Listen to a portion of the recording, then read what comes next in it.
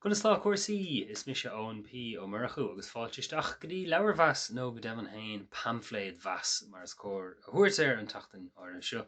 mar go méid i brenn ar an leabhar or seo papéir bhána agus papéir bhreacha le Martin O'Kain agus mar dibas leabharín beag taí é im leabhar pamphléad beidir a tá buna ar a chaint a rinne an caiinech é néag seacaní síle ag scoilírig Merriman nó ag mar sin a caiint faoi listriúch na gaige agus faoine chuid scríóir a hain agus í láncíóir eile agus ní sé có fáda sin ach beidir tro nó dahad lechanachán ach tá sé lum lán go buimbuil le tagartí spéisiúla maithe ídacha agus a lán an tagartí anhaigh si bh áitin eile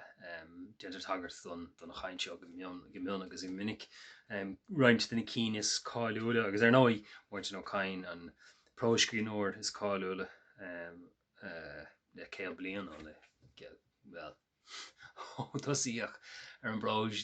nu aimimseir is dócha sa gaige agus anna bhas go deir agus sa leabhar se tugann sé contas ar a chuid cíóir a hain ar an sealacha sé sa chorach agus le héit sin agus roiinte duna cadíad na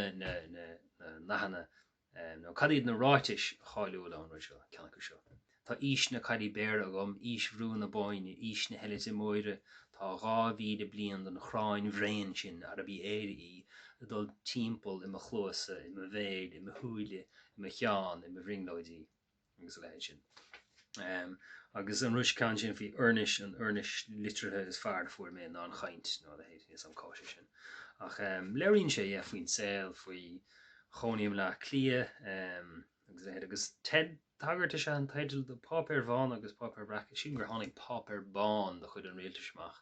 a bháin le hebheach an na gaige beidir timp an am seo ní víidir a caiint chum minic céan ar papéir bháin sa lá anúan beidir bhfuil si sin imthe as fashion papéir bhána agus papéir racha sin papéir bán an lehanach nach chu rud bheith scríofa ar agus papéir bhreacha bhfuil rud an brecha ar agus ruí a gceisle lo chumá bhí sé leirt ar cadí na scéalte an bóthgning gealchahar an brein brach agus chuiscé leir a céáisiir sé ar scríise iad an fellsúnach na scríóireachta túirimitáige sta sé an spéisiúil anan bhfuil séhir le Martin O'Kain léiteá bhling mórdómh i seo léamh tá sé éca glóir le tuiscint uair a deirtar gomíon an caiinach sách neamhchaidánach a fiú é seo lecham leis go sé techt chuid mhór leis an meach ar heastahhaid go meach sé ach tá sé tá coprúd neamhchaidánach annach tá sé caiidánach chumá tána sebra san mar bheith fasú leis agus an iletochtán agus ó tá náisiún an chomála an ráit is an bhaid der sé gur lyricí beag an nefar choidecha tá amreaigh na filií agus gur farhád a bheith món próis agus gur cóirthe lige ar bhealach golinir sin filií go agus deir sin tám sin dar leiscrib níos má daoine iscrí filiocht mé an amar bhí Marilyn ar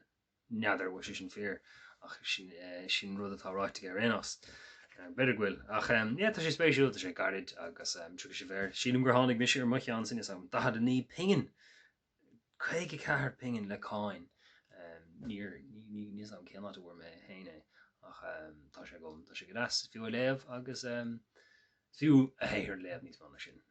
ach is ann atá na ráitis mhire agus déalhí gachéon Albert sa fanfléid seo